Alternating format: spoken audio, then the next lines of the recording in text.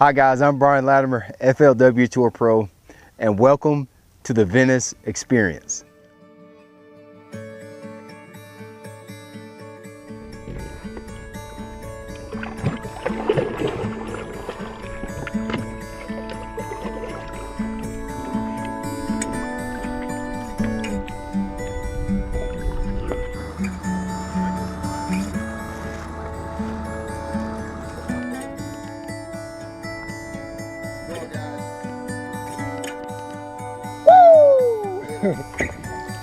That is beautiful. I was looking at the spots on the tail.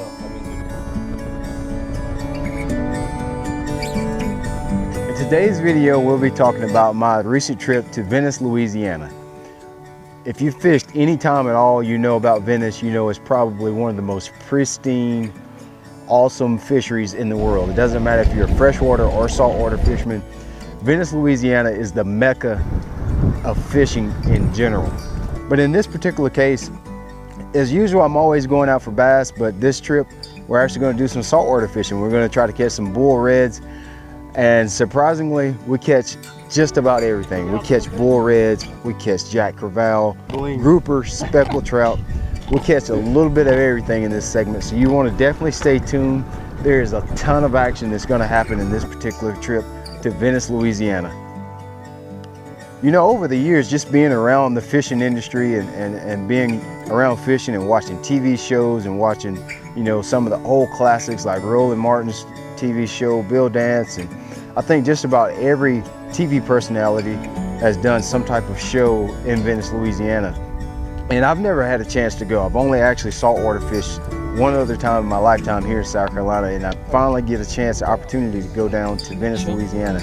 And boy, it was everything that I ever expected and everything I saw on TV. A lot of places that you'll go to are a little bit overhyped, but Venice was one of those places that definitely lived up to the hype. The culture and just the ambiance of Venice, Louisiana is like none other. Once you cross over New Orleans and start heading out towards Venice, instantly just the atmosphere starts to change. Just things start to look differently.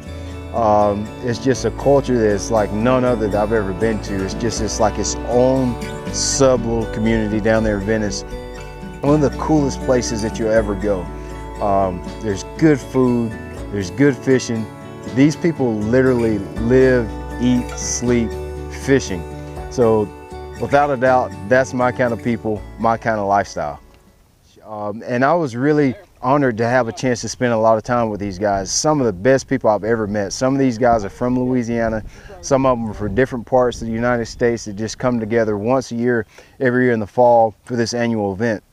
And the guy that puts it on, Eric Crosby, one of the most hospitable guys I've ever met. I'm a newbie to the entire crowd. Didn't really know anybody there other than my family from Rattletrap there. Eric Crosby, Ken Sherman, those guys. Ken actually asked me where I was going to fish at the next day prior to the tournament. I'm like, Ken, I've never been there before. I have no idea where to go, but I hear it's Venice and you can catch fish anywhere. So I was just planning to kind of go out there blind, just like we do in the fishing tournaments. And Ken was nice enough to show me a lot of his areas that he's fished over the years. He's probably, I'd love to know as much as he's forgot about Venice, Louisiana.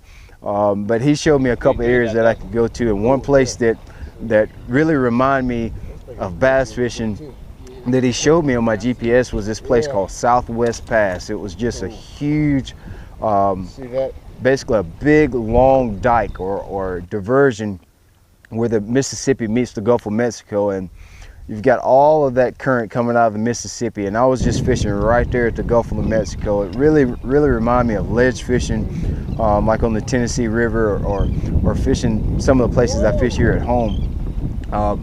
You just got this big conversion, the big area where the Mississippi River meets the Gulf of Mexico, and all that bait is coming off the Gulf and moving in. Redfish actually spawn, is my understanding, during the fall time of the year. So you have these huge groves of schools of fish that are coming in off the Gulf to go into the flats and marshlands and beaches to spawn for the fall. And we just caught it just right. We caught it right where all those just huge schools of fish The little area that I was fishing was right at the mouth of the Mississippi River, and it was just a current seam, and it had some big boulders out there, and that current was coming behind, and those fish were just sitting right on those current breaks. And the school was so big that a lot of the fish weren't even in the current break.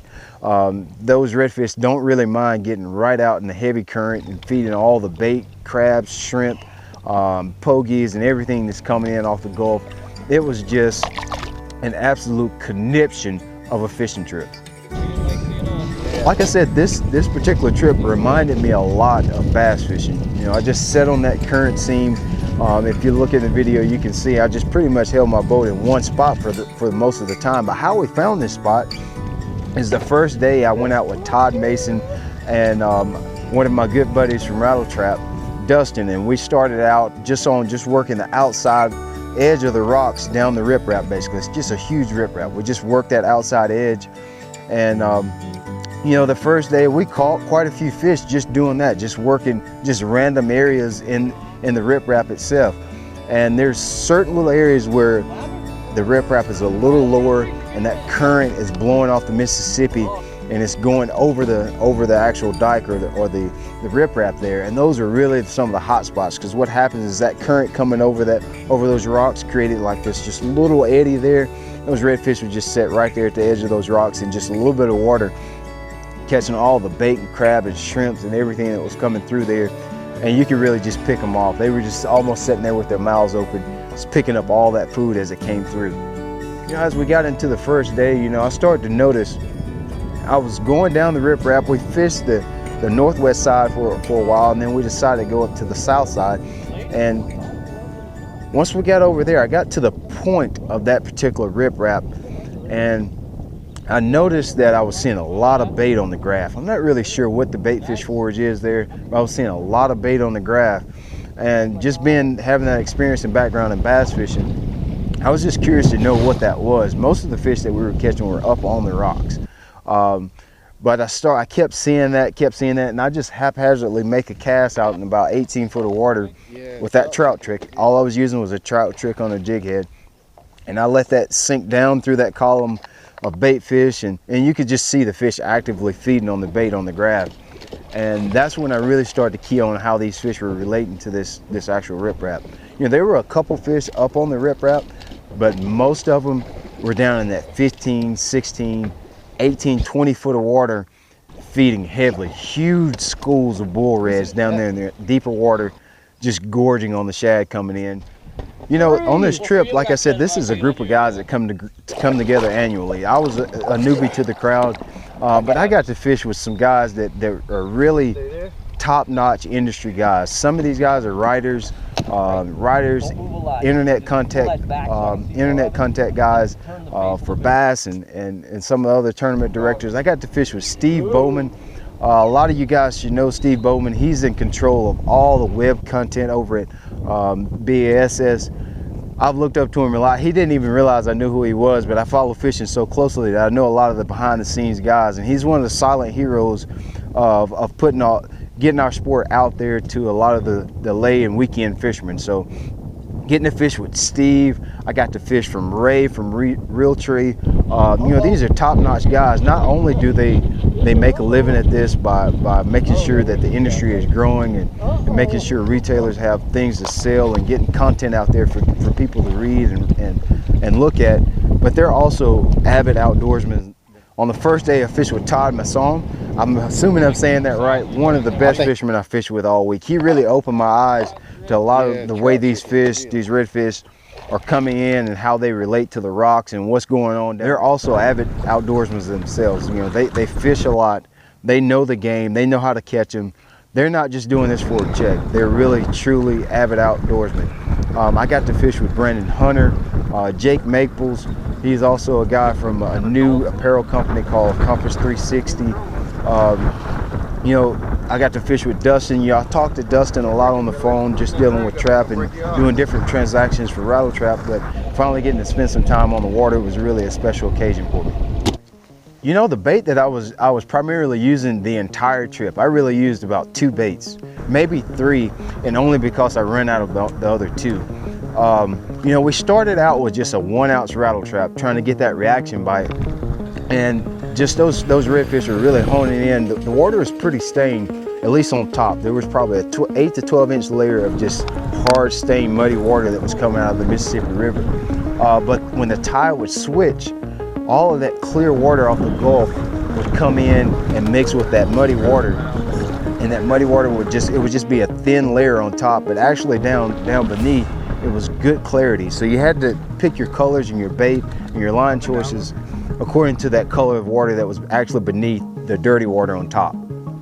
So I only used 3 baits. I used my rattle trap, my 1-ounce rattle trap, when we were catching them a lot shallower and getting that reaction bait up on the rocks. But once I really started to notice that the bigger schools and the majority, the biggest population of fish were down in that 15, 18, 20 foot of water, I started to switch to a jig head.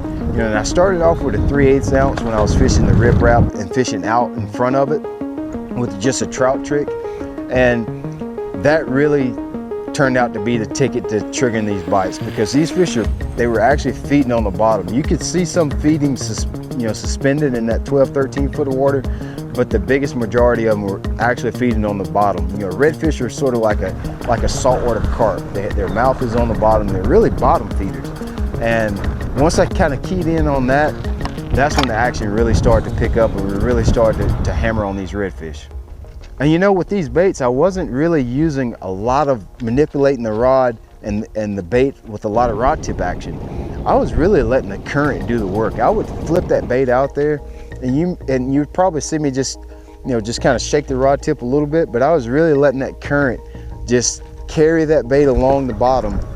And I was just waiting until I feel that little tick, or every once in a while you would see your bait go against the current, and that's when you know you had them, and you could reel down on them and set the hook every time. But not really doing a lot to those baits, because these fish are feeding on something on the bottom, and usually your bottom forages like crabs and crawdads, they don't have a lot of action. You know, they just kind of crawl along the bottom. So I really wasn't importing a lot of action on these baits, just letting them do their thing, let the current carry it down, and let the fish, I almost felt like they were sitting there with their mouths open, getting our bait and getting all the forage that was out there available for them to eat.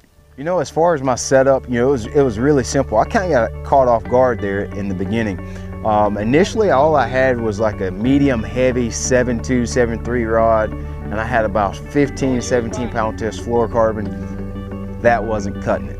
After I caught that first jack crevalle on that crankbait with 15 pound test on that little medium cranking stick, I put all that up immediately.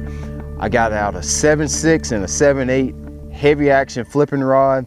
I had 45 pound test braid, and I used a 20 or 25 pound test fluorocarbon leader attached with the Alberto knot, and that was pretty much my setup. I tied my trout trick on with the Palomar knot. That seems to work just best for me, especially with the bigger line, the higher pound test line. Fluorocarbon Palomar knot works perfectly, and that was my setup. Heavier stick, I really had to have that power to really just turn the fish on, because you would see a lot of times you set the hook, the fish would either swim towards you or he would just take off immediately as soon as you set the hook. So you really definitely need a lot more power, a lot more grunt to your rod to be able to fight those fish, or otherwise they're just going to take advantage of you every time. All in all, this trip to Louisiana, by far one of my favorite trips ever. The culture, the experience, the guys, the group of guys that I got to spend time with was bar none superior to any trip that I've ever been on, and I can't wait to get back to Venice, Louisiana to expand on what I learned on and just to experience that culture again. So if you haven't been to Venice, I know a lot of my following is probably going to be freshwater bass anglers like myself, and I can promise you, if you get down to Venice, if that's too far away from you, I'd encourage you to fish in some of the saltwater places close to home. I know now that I know about the saltwater life, I'm definitely going to try to explore more here in South Carolina, especially during the off season, just to kind of unwind and experience everything that fishing has to offer. So, but if you got a bucket list, make sure that you pencil in Venice, Louisiana. Let's do it, talk. It lives up to all the hype.